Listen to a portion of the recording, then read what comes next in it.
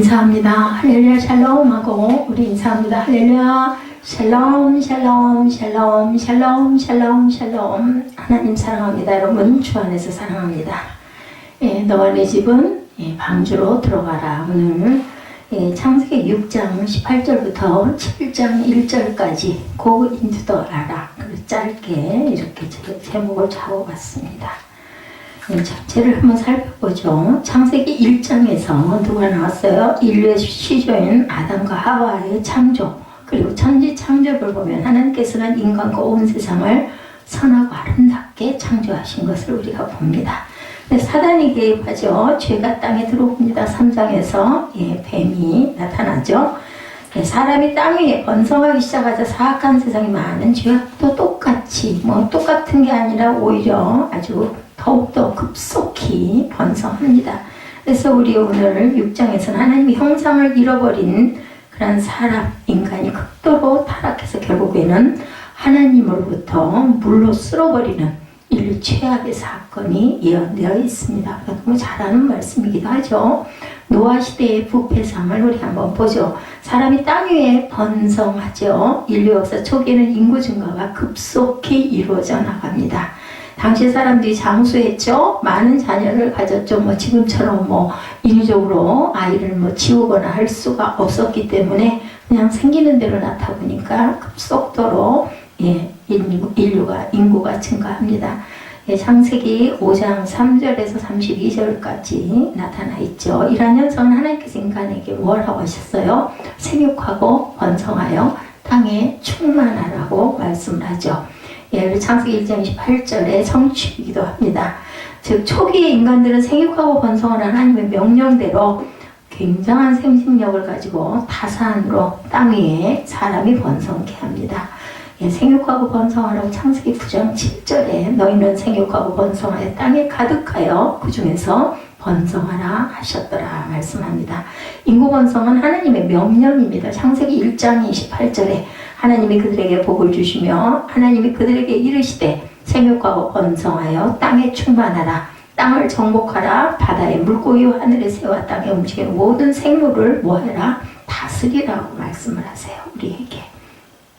그런데 그만 죄악이 극에 달하죠. 5절에 보면 우리 6장 읽지 않았어요. 그래서 5절에 보면은 야훼께서 사람의 죄악이 세상에 가득함과 그의 마음으로 생각하는 모든 계획이 항상 악할 뿐임을 보시고 땅 위에 사람 지으셨음을 어떻게 하셨어요? 한탄하사 마음에 근심하시고 이르시되 내가 창조한 사람을 내가 지면에서 쓸어버리되 사람으로부터 가축과 기는 곳과 공중의 새까지 그리하리니 이는 내가 그것들을 지었음을 한탄함이라 하시니라. 그러나 노아는 하나님께 은혜를 입었더라. 8절에 이렇게 말합니다. 이것이 노아의 족보다. 노아는 의인이요 당대의 완전한 자라. 그는 하나님과 동행하였으며 세 아들을 낳았으니 셈과 함과 야벳이라. 이렇게 노아에 대해서 소개가 돼서 10절에 나타나죠. 그래서 우리가 11절부터 함께 18절부터 읽었죠. 11절부터 그때 온 땅이 하나님 앞에 부패하여 포악함이 땅에 가득한지라.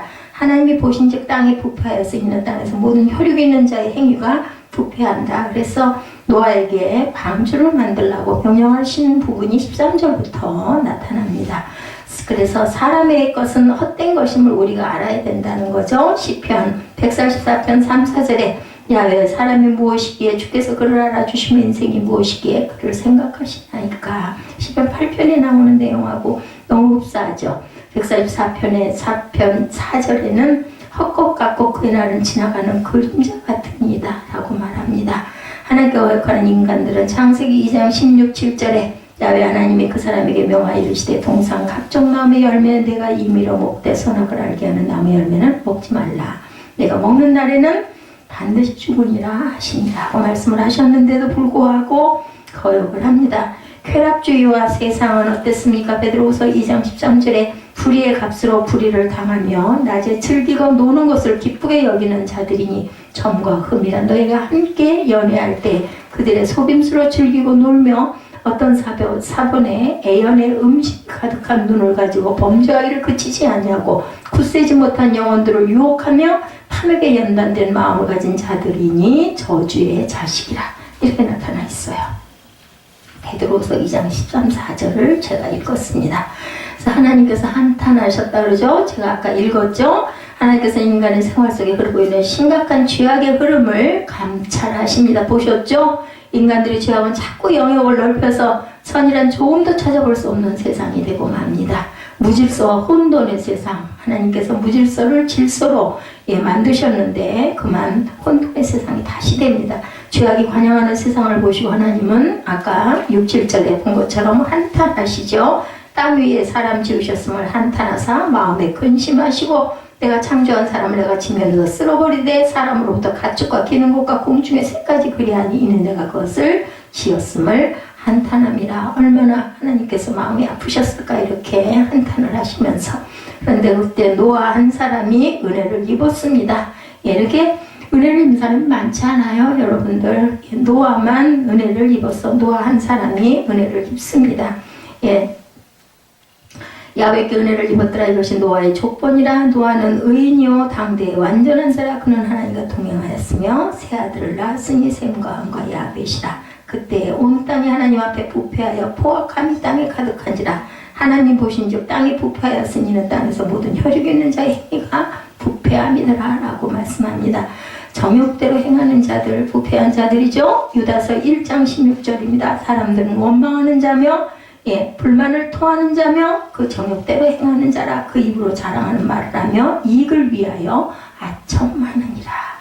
이런 사람들이 정욕대로 하는 자입니다. 성령을 거스르는 자들은 어떤 자들인가? 갈라디아서 5장 17절에 육체의 소욕은 성령을 거스르고 성령은 육체를 거스르나니 이들이 서로 대적함으로 너희가 원하는 것을 하지 못하게 하려 함이니라. 성령께서는 우리가 원하는 것을 막으실 때가 많죠. 우리 육체는 자꾸 그걸 원할 때가 많습니다. 그래서 항상 하나님의 뜻은 대개는 세상적으로 내가 기뻐하는 것을 성령께서는 하지 말라고 하신다고 생각을 일단 하면 됩니다. 내일을 생각하지 않으려는 자들입니다. 이사야 22장 13절에 너희가 기뻐하며 즐거워하여 소를 죽이고 양을 잡아 고기를 먹고 포도주를 마시면서 내일 죽으리니 먹고 마시지 않는도다. 내일 죽더라도 일단은 먹고 죽자, 때까지라도 곱게, 이런 이야기들 많이 하죠. 노아의 은혜를 베푸셨습니다. 창세기 6장 8절에 그러나 노아는 여호와께 은혜를 입었더라. 의인이었다고 나타나죠. 그래서 심판을 작정하십니다. 하나님께서 인간들의 죄악의 관영함을 보신 하나님께서는 한탄하실 뿐만 아니라 당신께서 창조하신 사람과 육축과 기는 곳과 공중의 새까지 내가 다 쓸어버리겠다 생각하시죠. 하나님께서 인간의 폐륜과 죄악을 미워하십니다. 지금도 마찬가지죠. 육신에 있는 자들은 하나님을 기쁘시게 할 수 없다 그러죠. 로마서 8장 8절이죠. 육신에 있는 자들은 하나님을 기쁘시게 할 수 없느니라 정확하게 이렇게 말씀합니다. 하나님은 사랑하는 인간의 죄악을 도외시하지 않으시고 그 죄악을 벌함으로써 새로운 질서 체계와 새 생명을 주시고자 심판을 작정하신 겁니다. 새롭게 다시 지어야겠다 생각을 하신 거죠. 하나님께서 지으신 모든 삼라만상에 미치는 하나님의 심판은 인간에게 죄가 얼마나 심각한 것인지를 깨닫게 해주십니다. 뜻하지 않은 날에 심판이 온다고 계시록 18장 10절에 그의 고통을 무서워하여 멀리 서서 이르되 화이도다 화이도다 큰 성 견고한 바벨론이여 한 시간에 내 심판이 이르렀다. 이르렀다. 바벨론은 이 악한 사단을 의미합니다. 바벨론은 세상을 의미하죠. 하나님만이 아시는 심판의 때에 대해서 마가복음 13장 32절에 그러나 그날과 그때는 아무도 모르느니 하늘에 있는 천사들도 아들도 모르고 아버지만 아시느니라. 우린들 알겠어요? 당연히 모르죠. 그리고 또한 행위를 따라서 심판하실 것이라고 베드로전서 1장 17절이죠. 외모로 보시지 않고 각 사람의 행위대로 심판하시는 이를 너희가 아버지라 부른즉 너희가 나그네로 있을 때를 두려움으로 지내라 말씀하고 있습니다. 너희가 나그네로 있을 때 두려워하라는 거죠. 하나님께서는 절대로 외모를 보시지 않고 각 사람의 행위대로 심판하신다는 것을 우리가 절대 잊어버리면 안 됩니다. 은혜를 입은 노아에 대해서 8절에 말씀하죠. 하나님께서 심판 가운데서 노아에게 은혜를 주신 것은 하나님의 섭리 가운데 이루어진 일로 엄청난 새 질서와 새로운 시작의 첫 시도입니다. 하나님께서는 자기를 겸유하고 섬기는 사람을 결코 버리지 아니하시고 구원과 생명의 길로 인도하신다는 걸 잊으시면 안 됩니다. 엄정한 심판을 작정하신 가운데 노아에게 내리신 하나님의 은혜는 죄인된 우리에게 확실한 산 소망의 증거. 누구의 표본? 예수 그리스도의 표본입니다. 명령대로 준행하는 자, 창세기 7장 5절이죠. 노아가 야훼께서 자기에게 명하신 대로 다 준행하였더라. 믿음만이 하나님을 기쁘시게 한다고 합니다. 우리가 잘 아는 말씀이죠. 히브리서 11장 6절입니다. 믿음이 없이는 하나님을 기쁘시게 하지 못하나니 하나님께 나아가는 자는 반드시 그가 계신 곳과 또한 그가 자기를 찾는 자들에게 상 주시는 이심을 믿어야 할지니. 어떤 자들? 찾는 자들, 계시다 믿는 자들, 그리고 찾는 자들, 그런 자들에게 상을 주시는 분이 바로 하나님이다. 그래서 의인 노아에 대해서 의인이란 곧다라는 뜻이에요. 곧다, 원래는 곧다라는 뜻입니다. 흠없고 무죄하다는 것이 아니라 정직하고 경건하게 살고자 노력한다는 것을 의미합니다. 노아는 믿음으로 하나님 앞에 의롭다함을 받았죠. 타락한 세상에 영향을 받지 않고 자신의 믿음의 신념을 지킨 강인한 성격의 소유자. 어떤 사람? 고든 사람. 그래서 히브리서 기자는 그를 가리켜 믿음을 쫓는 의의 후사가 되었다, 이렇게 얘기합니다. 하나님의 계명과 규례를 힘써 우리가 지켜나가야 되겠죠. 진리와 의다. 에베소서 6장 14절. 그런즉 서서 진리로 너희 허리띠를 띠고, 허리라는 건 중심이라고 그랬죠. 힘이 나오는 곳, 그죠? 의의 호신경을 붙이고, 의를 전파하는 노아가 베드로후서 2장 5절에 옛 세상을 용서하지 아니하시고 오직 의를 전파하는 노아와 그 7 식구를 보존하시고 경건하지 아니한 자들을 세상에 홍수로 내려서 치십니다. 그래서 13, 4절에 드디어 심판에 대한 준비를 하라고 말씀합니다. 노아에게 심판을 알려주시죠. 13, 14절에 노아의 의로운 삶을 보신 하나님은 인간을 심판하시겠다는 자신의 뜻을 노아에게 알려주십니다. 하나님은 당신의 뜻을 예고하셨고 깊은 비밀을 그 사랑하는 자에게 항상 계시하십니다. 누가 있었어요? 구약에 보면 선지자들이죠. 그래서 알려가지고 내려보내서 잘못하는 왕들에게, 잘못하는 그러한 자기가 사랑하는 자들에게 항상 그것을 미리 선포하게 하지 그냥 하시지는 않는다라는 거. 의인에게는 악의 종국을 얘기해 주시나 악인은 그 멸망을 절대로 깨닫지 못합니다. 사망에서 생명으로 옮겨졌죠. 요한복음 5장 24절에 내가 진실로 진실로 너에게 이르노니 내 말을 듣고 또 나 보내신 이를 믿는 자는 영생을 얻었고, 누구를? 예수를, 그죠? 나 보내신 이를 믿는 자는 심판에 이르지 아니하나니 사망에서 생명으로 옮겼느니라. 복음을 받습니다. 계시록 22장 7절에 보라 내가 속히 오리니 이 두루마리의 예언의 말씀을 지키는 자는 복이 있으리라. 무엇이에요? 성경이죠. 방주를 짓도록 14절에서 21절은 방주 짓는 과정이 나타납니다. 노아에게 심판을 알려주신 하나님께서는 의로운 삶을 살았던 그에게 방주를 짓도록 명령하시죠. 그것은 노아를 구원하기 위한 하나의 피난처 조치죠. 하나님께서 사랑하시는 자에게 끝까지 은혜를 베푸시는 분임을 노아의 사건을 통해서 알 수가 있죠. 주의 백성을 위해서 예비합니다. 출애굽기 15장 17절에 주께서 백성을 인도하사 그들을 주의 기업의 산을 삼으리이다. 야훼여 이는 주의 처소를 삼으시고 예비하신 것이라. 주여 이것이 주의 손으로 세우신 성소로이다. 이렇게 얘기합니다. 잣나무를 재료로 합니다. 창세기 6장 14절에 너는 고페르나무로 너를 위하여 방주를 만들 때 그 안에 칸들을 막고 역청을 그 안팎에 칠하리. 역청은 방수제예요. 지금으로 보면 온전히 준행했어요. 그죠? 노아는 창세기 6장 22절에 오늘 본문이죠. 그와 같이 하여 하나님이 자기에게 명하시는 대로 다 준행하였다. 지켜서 행합니다. 순종하는 노아죠. 방주를 지으러 하나님의 말씀에 노아는 전적으로 순종합니다. 노아는 보지 못하는 일에 경고를 받고 그를 믿었습니다. 안 보였는데도 비도 없었다. 그래서 그 시대에는 아직 나타나지 않은 미래에 대한 약속을 확증도 없이 믿음으로 붙잡았습니다. 그리고 그는 하나님께서 명령하신 대로 다 준행하죠. 타락한 세상 속에서 이렇게 준행해 갑니다. 그래서 방주 안으로 들어갑니다. 7장 1절에서 3절에 증거합니다. 우리 창세기 7장 1절에서 3절까지 우리 함께 한 번 더 읽어보죠. 창세기 7장 1절에서 3절입니다. 야훼께서 노아에게 이르시되 너와 내 온 집은 방주로 들어가라. 이 세대에서 내가 내 앞에 의로움을 내가 보았음이니라. 너는 모든 정결한 짐승을 암수 7씩 부정한 것은 암수 2씩을 내게로 데려오며 공중의 새도 암수 7씩을 데려와 그 씨를 온 지면에 유전하게 하라. 하나님께서는 칩자를 참 좋아하셨어요. 그리고 부정한 것도 두죠. 둘씩. 예, 정결한 것은 7씩. 그래서 우리 6장 전체에 중요한 그 포인트들을 잠깐 봅니다. 하나님의 아들들이 사람의 딸들의 아름다움을 보고 아내로 삼습니다. 2절에 보면, 그죠?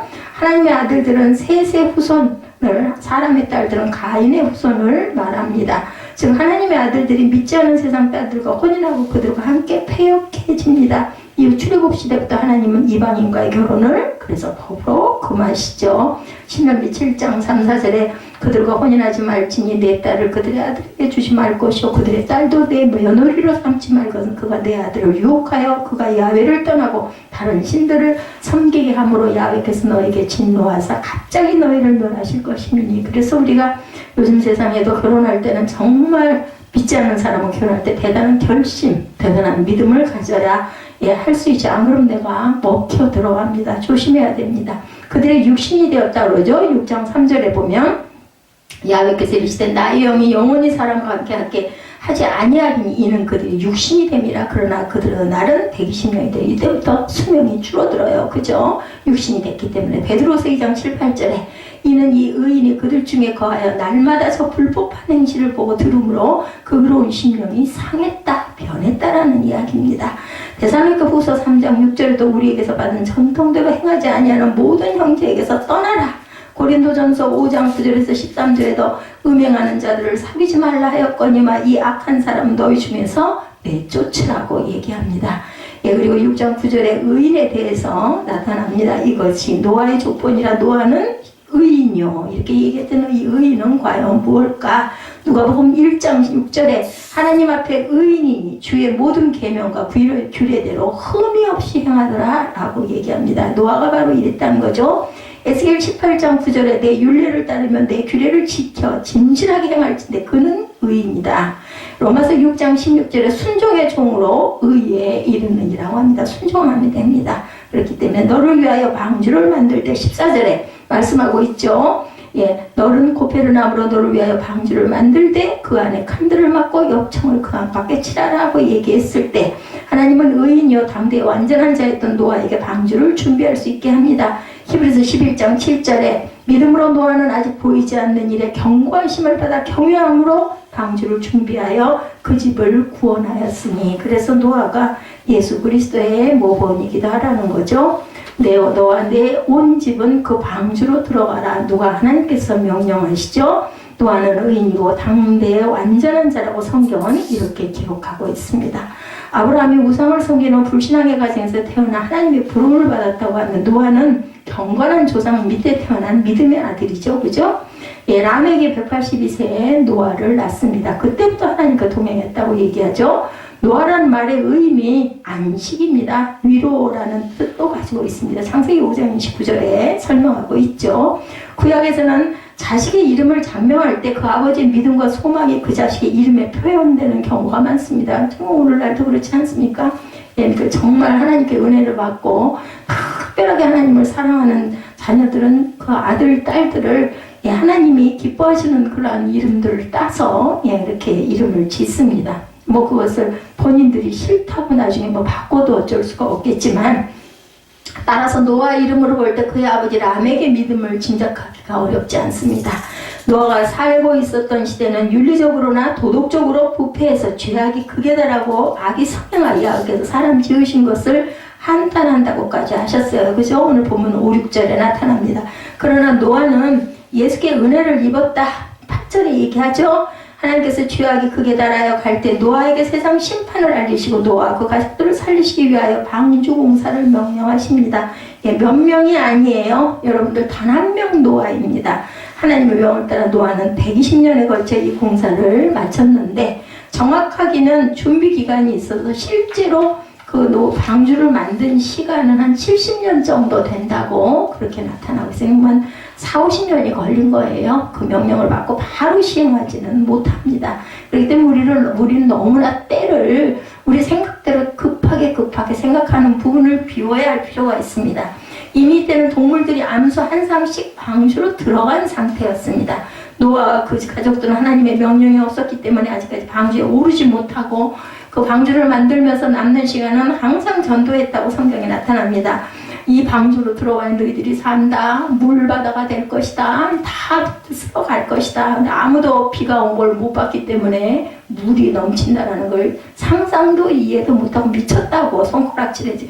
그때부터도 보면 무슨 노아 때부터도 핍박이 심했다는 것을 우리가 알 수가 있습니다. 방주에 선장이 타지 아니하면 배가 뜨지 못하겠지만 그렇다고 하나님의 명령 없이 노아가 함부로 또한 탈 수도 없었겠죠. 이렇게 의인은 하나님의 명령대로 행하고 그대로 순종하는 사람이어야 합니다. 이 세상에서 유일한 방주, 본문 6장 18절이죠. 그러나 너와는 내가 내 언약을 세우리니 너는 내 아들들과 내 아내와 내 자부들과 함께 방주로 들어가라. 그래서 제가 오늘 제목을 방주로 들어가라 라는 제목을 잡았습니다. 그 방주에만 무엇이 있기 때문에 생명, 죽음이 없습니다. 살아요. 거기 들어가야 살죠. 6장 19절에 혈육이 있는 모든 생물을 너는 각기 암수 한 쌍씩 방주로 이끌어들여 너와 함께 생명을 보존케 하되 라고 말합니다. 온 세상이 물로 가득해서 생명 있는 것들의 종말이 임할 때 생명을 보존하여 살 수 있는 길은 오직 그 하나의 방주밖에 없다라는 것을 우리가 알아야 합니다. 살기로 작정된 노아 가족과 생축들은 그 방주에서만이 생을 맛볼 수가 있습니다. 그 방주 안에만 생명이 있다는 말은 예수 그리스도의 복음을 통한 영생 계시입니다. 요한복음 10장 28, 9절에 내가 저에게 영생을 주노니 영원히 멸망치 아니할 터이요 저희를 내 손에서 빼앗을 자가 없느니라. 저희를 주신 내 아버지는 많이보다 크심에 아무도 아버지 손에서 빼앗을 수 없느니라. 지으신 분에 딱 붙잡고 있는데 어떻게 뺏어가겠어요? 방주 안에는 생명의 신비가 있죠. 예수 그리스도의 생명입니다. 로마서 8장 2절에 이는 그리스도 예수 안에 있는 생명의 성령의 법이 죄와 사망의 법에서 너를 해방하였음이라고 말씀하죠. 예수 그리스도 안에만 생명이 허락되어 있다는 것을 우리가 너무나 잘 압니다. 자, 첫 번째, 방주에만 생명이 있고 두 번째, 방주에만 구원이 있습니다. 창세기 7장 22, 3절에 육지에 있어 생물의 기식을 호흡하는 것은 다 죽었더라. 지면의 모든 생물을 쓸어버리시니 곧 사람과 짐승과 기는 것과 공중의 새까지라. 이들은 땅에서 쓸어버림을 당하였으니 홀로 노아와 그와 함께 방주에 있던 자만 남았더라. 이렇게 증가합니다. 그래서 방주에만 생명이 있고 방주에만 또한 구원이 있죠. 방주 밖에 있는 것들과 방주 안에 있는 것들의 형편을 성경이 잘 묘사하고 있습니다. 방주 안에 있는 것들은 남았고 방주 밖에 있는 것들은 쓸어버림을 당했다는 명백한 사실이죠. 꼭 배 하나의 차이예요. 배 안과 배 밖. 그죠? 이것은 예수 그리스도를 통한 구원의 계시입니다. 도피처, 은신처, 그것도 하나님께서 만드시죠. 구약에 구약에 보면 거기로만 피하면 내가 고의로 죽인 게 아닐 때는 거기서 또한 보호를 받습니다. 항상 하나님께서는 이렇게 피난처를 만들어 주시죠. 요한복음 3장 16, 7절 너무나 잘 아는 우리 꼬마 아이들도 잘 알죠. 하나님이 세상을 이처럼 사랑하사 독생자를 주셨으니 이는 저를 믿는 자마다 멸망치 않고 영생을 얻게 하려 하십니다. 믿는 자입니다. 영생을 주십니다. 하나님이 그 아들을 세상에 보내신 것은 세상을 심판하려 하심이 아니요 저로 말미암아 세상이 구원을 받게 하려 하십니다. 이사야 43장 11절에도 나 곧 나는 야훼라 나 외에 구원자가 없느니라고 말씀합니다. 사도행전 4장 12절 우리가 다른 너무너무 잘 아는 말씀 다른 이로는 구원을 얻을 수 없느니 천하 인간의 구원을 얻을 만한 다른 이름을 우리에게 주신 일이 없음이라 하시더라 말씀합니다. 다른 이로는 절대로 구원이 없습니다. 그렇기 때문에 요즘에 무슨 뭘 믿으나 다 똑같다, 다시는 상관없다 이런 얘기는 말도 안 되는 소리. 요한복음 6장 47절에 진실로 진실로 너에게 이르노니 믿는 자는 영생을 가졌다라고 얘기합니다. 믿는 자입니다. 믿는 자. 그렇습니다. 방주 안에만 구원이 있듯이 예수 그리스도 안에만 구원이 있고 예수 이름 외에 구원 얻을 만한 다른 이름은 없습니다. 온 가족이 함께 들어가야 하는 방주다. 첫 번째로 뭐였어요? 방주만 생명, 방주만 구원, 그리고 다 함께, 온 가족이 다 함께 들어가야 되죠. 18절이죠. 그러나 너와 내가 내 언약을 세우리 너는 내 아들과 내 아내와 내 자부와 함께 그 방주로 들어가라. 본문 7장 1절에 야훼께서 노아에게 이르시되 너와 내 온 집은 방주에 들어가라. 내가 이 세대에 내 앞에서 의로움을 내가 보았다. 예, 내가 그 믿음을 가진 걸 내가 보았다. 너와 내 온 집을 직역하면 너와 너의 모든 식구들이죠. 그죠? 또 직역하면 왜냐하면 저보고 왜냐하면 소리를 왜 이렇게 잘하냐. 저는 이렇기 때문에 왜냐하면을 안 할 수가 없습니다.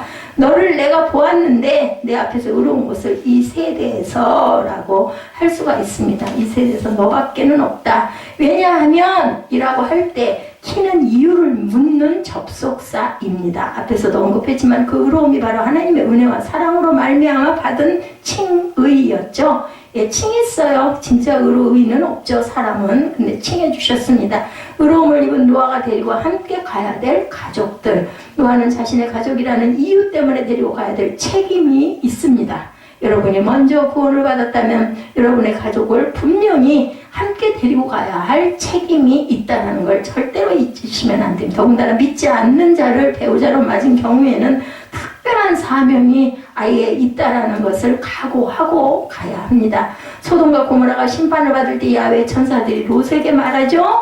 내게 속한 자가 또 있느냐? 내 사위나 자녀나 성중에 내게 속한 자들을 다 성 밖으로 이끌어내라 하고 얘기합니다. 한 사람도 살아남지는 못하죠. 사위들도 그렇고. 하나님께서 롯이 멸망성 소돔에서 속히 도망하여 소알성에 이르기까지는 내가 아무 일도 행할 수 없다고 말씀하죠. 롯이 소돔성을 떠나 해가 돋을 때 소알성에 도착을 합니다. 그때 야훼께서 하늘 곧 여호와에게로서 유황과 불이 비같이 소돔과 고모라에 내렸다. 피할 때까지 기다려주셨다가 그때부터 쏟아붓죠. 여호수아는 그의 임종을 앞에 두고 그의 유언적인 고백을 합니다. 여호수아 24장 15절에 너희 섬길 자를 오늘날 택하라. 오직 나와 내 집은 야훼만 섬기겠노라 라고 합니다. 그러니까 개인이 아니에요. 내 가족은입니다. 이걸 절대로 잊으시면 안 됩니다. 내 집 혹은 내 집이라고 할 때 좁은 의미는 직계 가족을 두고 하는 말이라는 것. 넓은 의미로는 모든 혈육과 가문 혹은 함께 살아가고 있는 동료나 이웃을 더 나아가 온 세상에 퍼져 있는 미끼로 작정된 하나님의 백성들까지 포함이 됩니다.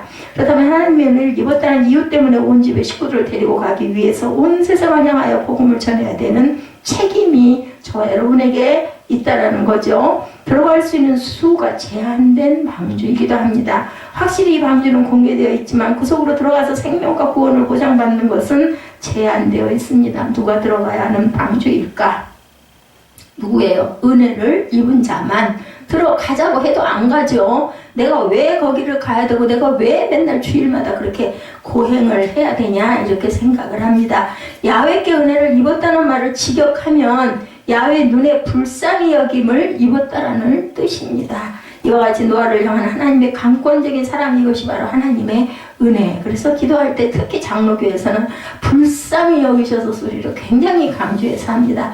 노아의 경건한 신앙생활은 그의 도덕성이나 종교성이 완벽했기 때문이 아니겠죠. 하나님의 은혜가 아니고서는 그 시대에 그도 타락한 존재에 불과했을 건데, 우리가 얘기하잖아요. 특별히 정말 어떻게 보면 정말 기적같이 어떻게 나는 이렇게 하나님 말씀이 즐겁고 기쁠까? 왜 나는 그렇게 찬양이 좋을까? 그죠? 그렇게 많이들 부르고 노래를 잘 부르는 거랑 노래 찬양을 잘하는 거랑 은혜가 임하는 거는 또 다릅니다. 하나님은 성경에서 노아의 인간성을 드러내려는 의도가 전혀 없습니다. 다만 노아를 통하여 진행하신 하나님의 섭리와 역사를 보여주고 계시죠.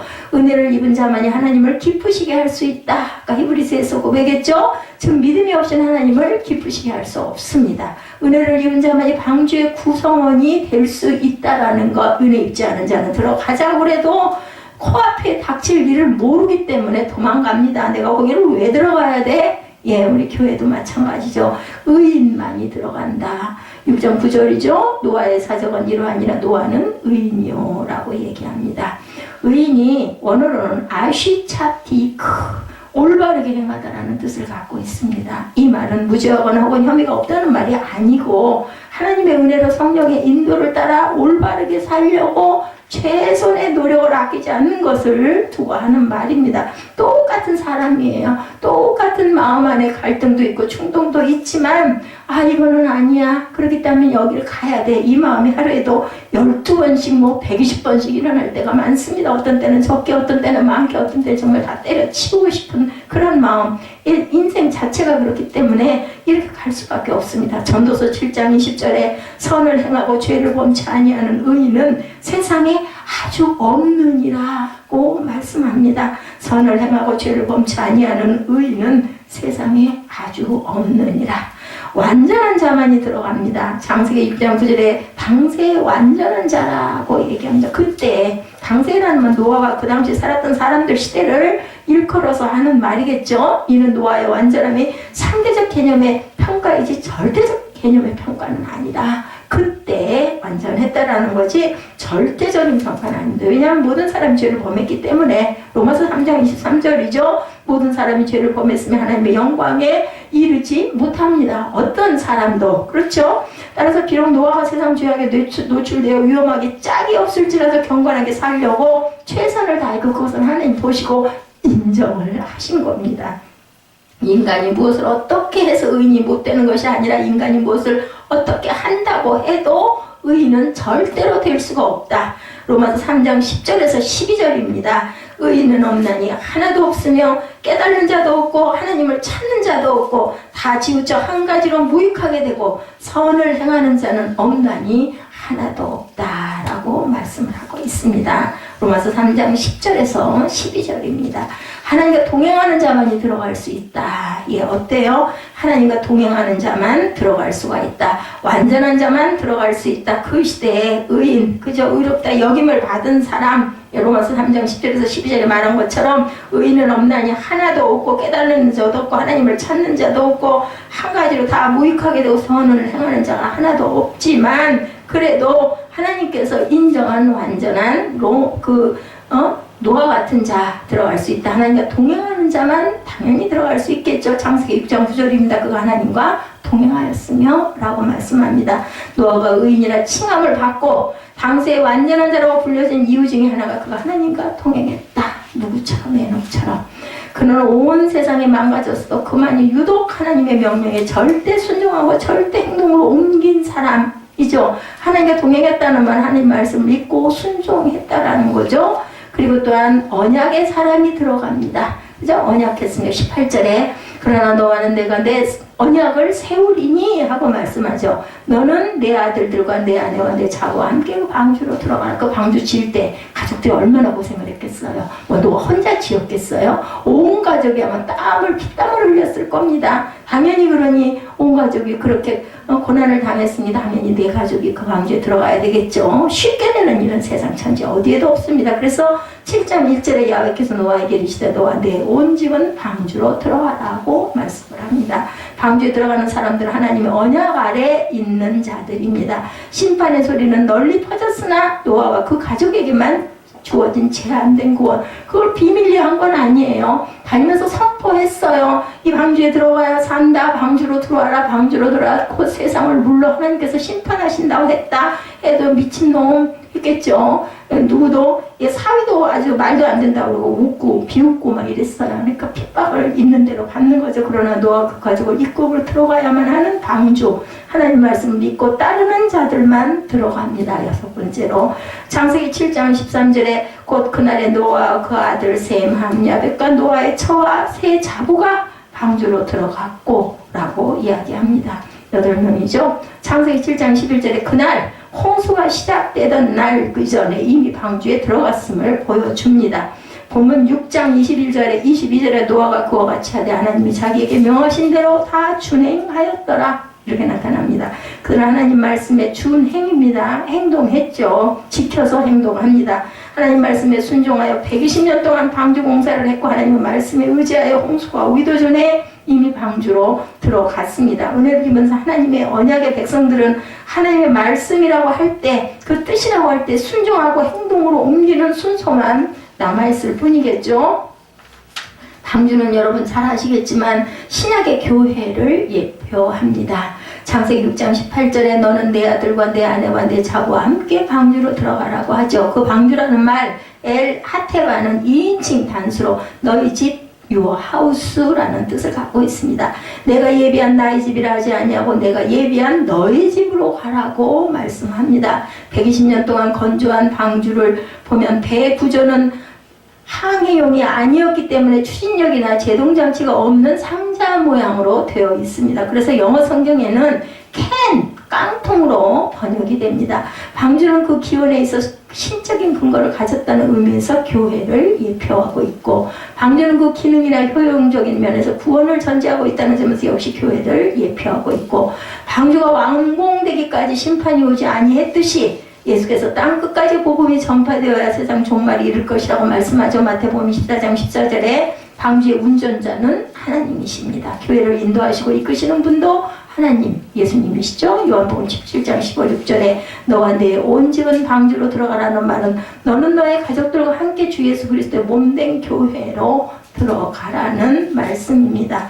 너는 내 아들들과 내 아내와 내 자부와 함께 그 방주로 들어가고 너와 내 온 집은 방주로 들어가라. 지금 우리는 이 말을 어떻게 수용해야 할까? 이 말씀은 노아가 가족들을 이끌고 함께 방주로 들어갔듯이 먼저 믿는 우리가 하나님의 백성들을 주의 몸된 교회로 이끌고 오라는 전도의 계시다. 필연적으로 공격적으로 해야 되는 거죠. 왜냐하면 생사가 걸린 문제이기 때문에 아이고 어쩔 수 없지 하고 절대로 포기해서는 안 된다는 것을 말씀하고 있습니다.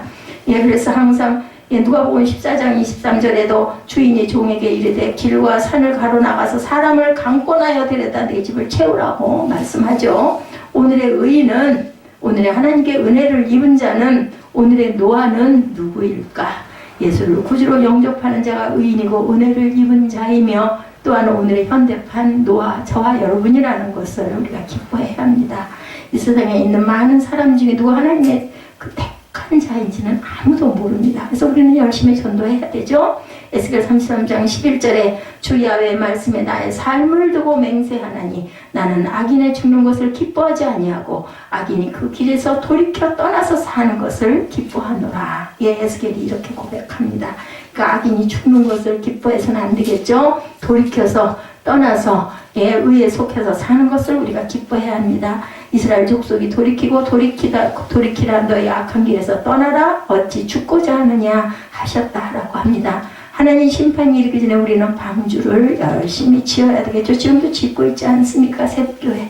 이것은 반드시 교회 건물을 말하는 것이 당연히 아니죠. 주님의 몸된 교회로서의 권위와 가치와 교회가 받는 사명을 말하는 겁니다. 하다못해 최소한 내 가족만이라도 온전히 방주에 거하게 해야 되겠죠. 하나가 되어야 합니다. 공동체가 온전히 바로 서서 가야 된다는 말씀을 오늘도 또 말씀하시네요. 하나님의 심판이 오기 전에 오늘의 노아 가족인 택한 자들을 속히 승선시켜야 한다. 이것은 교회로서의 적극적인 초청을 말합니다. 때가 이르렀고 개인적인 종말이 필연적이라고 감지하면서 살아가듯이 우주적인 종말도 필연적인 걸 우리가 봅니다. 세계 도처에서 일어나고 있죠. 지금 사람을 교회로 불러 모으고 교회로 나올 사람은 나와야 되고 방주에 태우는 작업, 교회로 불러오는 일은 또한 우리가 해야 합니다. 근데 그것을 받고 안 받고는 하나님께서 하실 일이고 본인들의 선택입니다. 이것도 또한 여기도 선택이 있죠.